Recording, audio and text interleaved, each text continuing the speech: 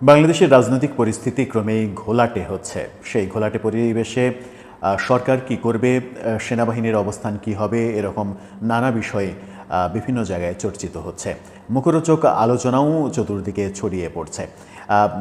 প্রধান উপদেষ্টা প্রফেসর ইউনূসের পরবর্তী পদক্ষেপ কি হবে, যখন সেনাবাহিনী তার অবস্থান স্পষ্ট করল করিডোরের বিপক্ষে, সংস্কার ব্যাপারে সেনাবাহিনীকে অন্ধকারে রাখা হয়েছে, বন্দর দেওয়ার ব্যাপারে সেনাবাহিনীর সঙ্গে আলোচনা হয়নি, সেনাবাহিনীকে কোনো কিছুতে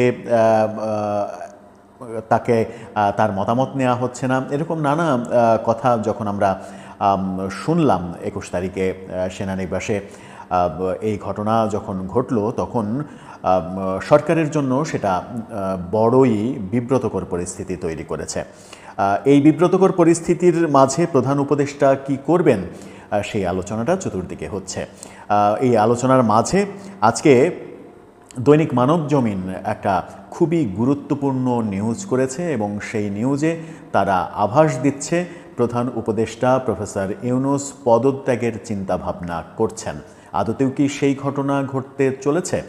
সেনাবাহিনীর সঙ্গে দ্বন্দ্ব এবং রাজনৈতিক পরিস্থিতি সামাল দিতে ব্যর্থ হওয়ার কারণে প্রফেসর ইউনূস কি ভাবছেন যে আদতেও এই রকম পরিবেশে তার এখানে আসলে থাকা উচিত নয়, তিনি এখানে মানানসই না, বরং সম্মানজনকভাবে এখান থেকে চলে যাওয়াই ভালো, তেমন ভাবনাটা কি তার মনে কাজ করছে? কি বলছে মানবজমিনের প্রতিবেদন, বাস্তবতাই বা কে, সেই আলোচনায় করবে এই ভিডিও। চলে যাচ্ছি মূল ভিডিওতে। বলছিলাম প্রফেসর ইউনূসকে নিয়ে একটি প্রতিবেদন ছাপা হয়েছে দৈনিক মানবজমিনের সম্পাদক মতিউর রহমান চৌধুরী। তার সম্পর্কে আমরা জানি খুব একটা টোটকা নিউজ তার পত্রিকায় ছাপা হয় না। অথেন্টিক নিউজ ছাড়া, ইনভেস্টিগেশন অথেন্টিক নিউজ ছাড়া তার পত্রিকায় খুব কমই আমরা ছাপতে দেখেছি। তার মতো বর্ষিয়ান সাংবাদিক, সেই পত্রিকা সম্পর্কে যথেষ্ট সুনাম রয়েছে। তার পত্রিকাতেই আজকে এই বড় রিপোর্টটা করা হয়েছে। এটা লিখেছেন শান্তনা রহমান। তিনি যে কথাটা বলতে চাইছেন সেটা ঘটতে গেলে, সেটা যদি ঘটে যায় তাহলে একটা মারাত্মক পরিণতির দিকে দেশ চলে যাবে, সেটা বলাই যায়। কি বলতে চাইলেন তিনি, শুরুটা করেছেন তিনি যেভাবে, সেটা হচ্ছে প্রফেসর ইউনূস এখন কি করবেন। তার সামনে বিকল্প খুবই কম। পরিবর্তিত পরিস্থিতিতে তার নেতৃত্ব অনেকটাই চ্যালেঞ্জের মুখে। হয় তিনি পরিস্থিতির সঙ্গে মানিয়ে নেবেন, না হয় পদত্যাগ করে চলে যাবেন। এবং সবথেকে গুরুত্বপূর্ণ ব্যাপারটা এরপরেই তিনি লিখেছেন, সর্বশেষ খবর, প্রফেসর ইউনূস ইতিমধ্যেই অভ্যুত্থানের নায়কদের ডেকে বলেছেন, তোমরা সংযত হও, না হলে আমি পদত্যাগ করব।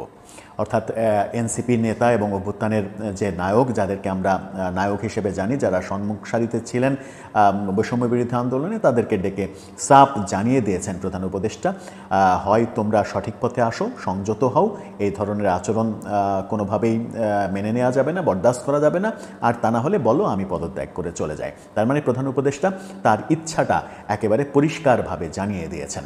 এখন বল তিনি কোর্টে ফেলেছেন অভ্যুত্থানের নায়ক অর্থাৎ এনসিপি সমন্বয়ক তাদের কোর্টে। তারা কি সংযত হবে?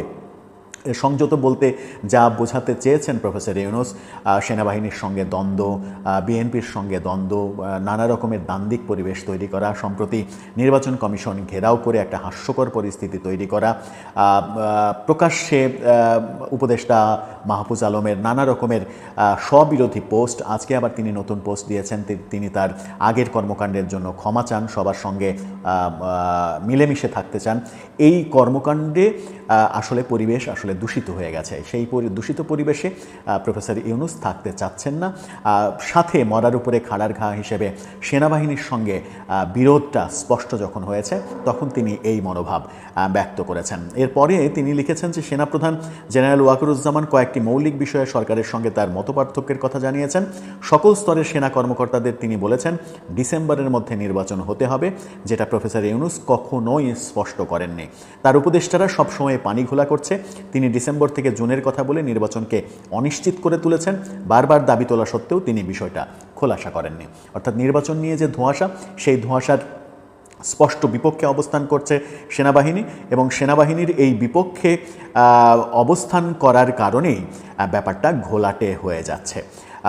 সেনাপ্রধান জানুয়ারি 2026-এর মধ্যে নির্বাচিত সরকার দেখার প্রত্যয় ব্যক্ত করেছেন। এদিকে রাখায়নে মানবিক করিডোর নিয়ে জাতিকে অন্ধকারে রেখেছেন প্রফেসর ইউনূস, এমনটাও বলা হয়েছে সেনানিবাস থেকে। সেনাপ্রধান এমনটা বলেছেন। নীতিগত সিদ্ধান্ত নেওয়ার পর বিভ্রান্তির বেড়াজালে ফেলেছেন জনগণকে। অদৃশ্য শক্তির সঙ্গে হাত মিলিয়ে জটিল এক পরিস্থিতি তৈরি করেছেন। জাতিসংঘ মহাসচিবকে এনে করিডোরের যথার্থতা প্রমাণ করার চেষ্টা করেছেন, কিন্তু সেটা আদতে হয়নি।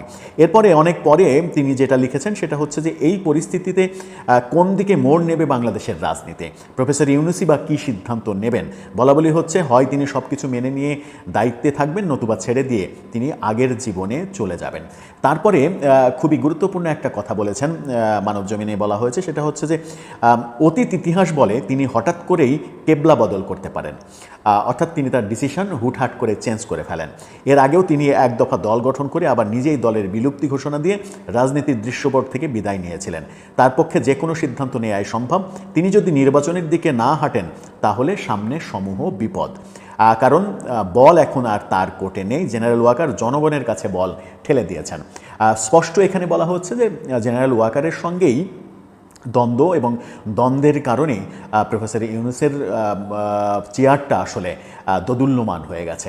বল যেহেতু সেনাবাহিনী থেকে জনগণের কোর্টে ঠেলে দেওয়া হয়েছে, সেই কারণেই এখন প্রফেসর ইউনূস চেষ্টা করছেন পরিস্থিতিটা সামাল দিতে, এবং এই উদ্ভূত পরিস্থিতি যেগুলো তৈরি হয়েছে সেটা যে এই ছাত্র সমন্বয়কদের নানা রকমের অধ্যত্বের কারণে, সেনাবাহিনী নিয়ে নানা ধরনের অপপ্রচারের কারণে হয়েছে, বিএনপির সঙ্গে অহেতুক দ্বন্দ্বে জড়ানো, বিএনপিকে খেপিয়ে তোলা, একটা সময় মাহফুজ আলম, জামাত ইসলাম এবং ধর্মভিত্তিক গোষ্ঠীগুলোকে খেপিয়ে তুলেছেন। সব মিলে সবাইকে আসলে প্রতিপক্ষ বানিয়ে ফেলা হয়েছে। সবাইকে প্রতিপক্ষ বানিয়ে ক্ষমতায় থাকা কঠিন, যে কোনো সরকারের জন্যই কঠিন। নির্বাচিত সরকারের জন্যই যেখানে কঠিন, সেখানে অন্তর্বর্তীকালীন সরকারের জন্য তো আরও বড় কঠিন। যত সমালোচনাই হোক, প্রফেসর ইউনূস, জেনারেল ওয়াকার এই সময় যে যার অবস্থান থেকে দেশের পরিস্থিতি নিয়ন্ত্রণে রাখার এক ঐতিহাসিক ভূমিকা রেখেছেন, এমন কথাও বলা হয়েছে। সেনাবাহিনী না থাকলে মাঠ পরিস্থিতি অনেক আগেই নিয়ন্ত্রণের বাইরে চলে যেত। সেই সেনাবাহিনীকে বিতর্কিত করা হয়েছে, বিতর্কিত করেছেন এই ছাত্র সমন্বয়করা, এবং সরকারের মধ্য থেকেও সেনাবাহিনী নিয়ে বাজে কথা বলা হয়েছে। উপদেষ্টা আসিফ মাহমুদ সজীব ভুঁইয়া সেনাবাহিনী সম্পর্কে যে বিশ্রী মন্তব্য করেছেন, সেখান থেকেই সেনাবাহিনীর সঙ্গে সরকারের দূরত্ব স্পষ্ট হয়েছে। এখন সেনাবাহিনীর সঙ্গে সরকারের এই স্পষ্ট দূরত্ব রেখে প্রফেসর ইউনূসের জন্য সম্মানজনক অবস্থায় রাষ্ট্র পরিচালনা করা আদতে সম্ভব নয়। সেই কারণেই গুঞ্জন উঠেছে, এবং সামাজিক যোগাযোগ মাধ্যমে ইতিমধ্যেই ব্যাপারটা ভাইরাল হয়ে গেছে, সয়লাভ হয়ে গেছে, গুঞ্জন উঠেছে, নানা দিকে প্রোপাগান্ডা হচ্ছে যে প্রফেসর ইউনূস পদত্যাগ করছেন। মানবজমিন ভেতরের কথাটা তুলে এনেছে যে প্রফেসর ইউনূস অলরেডি জুলাই অভ্যুত্থানের নায়কদের ডেকে বলে দিয়েছেন যে হয় তোমরা সংযত হও, নতুবা আমি পদত্যাগ করে চলে যাব। কি করতে চলেছেন তিনি? যখন বিএনপির তরফ থেকে 2 ছাত্র উপদেষ্টার পদত্যাগ চাওয়া হচ্ছে, আবার এনসিবির তরফ থেকে বিএনপি আখ্যা দিয়ে 3 জন উপদেষ্টার পদত্যাগ চাওয়া হচ্ছে, উপদেষ্টাদের কর্মক্ষমতার ব্যাপারে প্রশ্ন তোলা হচ্ছে, জাতীয় নিরাপত্তা উপদেষ্টার ব্যাপারে প্রশ্ন তোলা হচ্ছে, তিনি দেশি নাগরিক নাকি বিদেশি নাগরিক, এই আলোচনা হচ্ছে। যদিও তিনি খণ্ডন করে বলেছেন তিনি দেশি নাগরিক, তিনি বিদেশি নাগরিক নন। উপদেষ্টাদের অনেকেই দেশি নাগরিক এরকম, বিদেশি নাগরিক এরকম আলোচনা অনেকে করার চেষ্টা করছেন। সব মিলিয়ে পরিস্থিতি আসলে নিয়ন্ত্রণের বাইরে চলে গেছে, এবং পরিস্থিতি সব থেকে বেশি নিয়ন্ত্রণের বাইরে গিয়েছে গতকালকে সেনানিবাসে অফিসার্স অ্যাড্রেস অনুষ্ঠানের মাধ্যমে।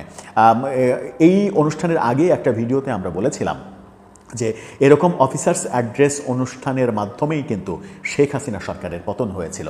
5 আগস্টে যে সরকারের পতন হয়েছিল, তার আগে আপনাদের মনে আছে কিনা, 3রা আগস্ট সেনাবাহিনীর অভ্যন্তরে, সেনানিবাসের অভ্যন্তরে অফিসার্স অ্যাড্রেস অনুষ্ঠান হয়েছিল।